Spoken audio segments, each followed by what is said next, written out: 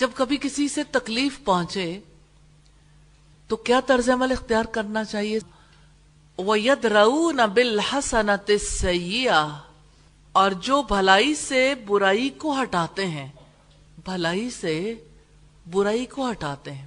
اب دیکھیے، آپ جب کبھی گھر کی صفائی کرتے ہیں یا کبھی کپڑے واش کرتے ہیں یا کسی داغ کو مٹاتے ہیں، مثال کے طور پر چائے کے داغ کو چائے سے مٹائیں گے۔ کبھی ایسا ہوتا ہے کہ آپ کے کپڑوں پر کوئی آئل گر گیا تو آپ آئل سے اس کو صاف کر رہے ہوں، یا آپ کے کپڑے جو ہیں وہ میلے ہو گئے تو آپ میل سے میل کو کاٹ رہے ہوں۔ ایسا نہیں ہوتا، برائی برائی سے کبھی دور نہیں ہوتی۔ انسان جسٹیفیکیشنز پیش کرتا ہے، جسٹیفائی کرتا ہے خود کو کہ اس نے میرے ساتھ ایسے کیا تو میں نے اس کے ساتھ ایسا کیا، لیکن اس کا رزلٹ کیا آئے گا؟ برائی کا جواب برائی سے دیا تو برائی ملٹی پلائی ہوگی، ملٹیپلیکیشن کا عمل شروع ہو جاتا۔ تو وہ برائی کو کیسے ہٹاتے ہیں؟ بھلائی سے۔ برائی میں ایک برائی جہالت ہے، کوئی جہالت سے پیش آئے تو وہ حلم سے اسے دور کرتے ہیں، بردباری سے، تحمل سے، اور اذیت کو صبر سے دور کرتے ہیں۔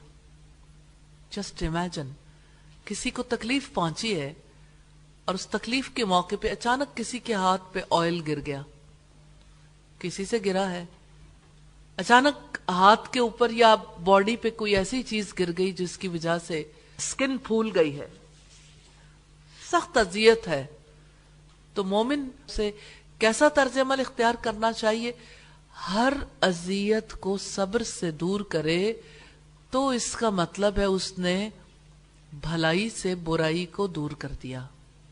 دیکھیے، شیاطین جن ہوں ان کا علاج تو اعوذ باللہ سے ہوتا ہے، تعوذ سے، اور جو شیاطین انسان ہیں ان کا علاج بھلائی سے ہوتا ہے، برائی کو بھلائی سے دور کرنا۔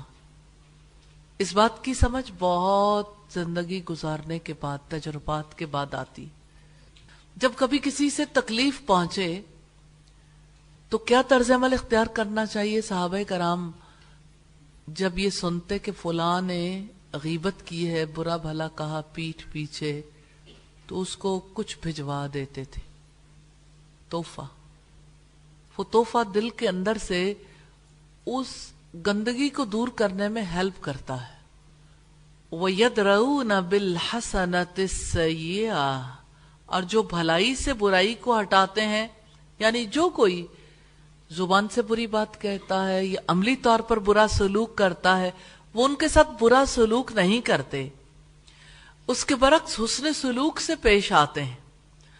جو انہیں محروم کرے وہ انہیں عطا کرتے ہیں، جو ان پر ظلم کرے وہ اسے معاف کر دیتے ہیں، جو کوئی ان سے قطع تعلق کرتا ہے یہ ان سے جڑ جاتے ہیں، جو ان سے برا سلوک کرتا ہے وہ ان سے حسن سلوک سے پیش آتے ہیں۔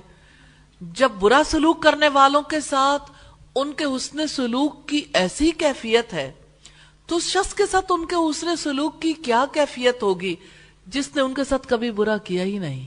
اولئک لہم عقبی الدار، انہی کے لیے اس گھر کا اچھا انجام ہے۔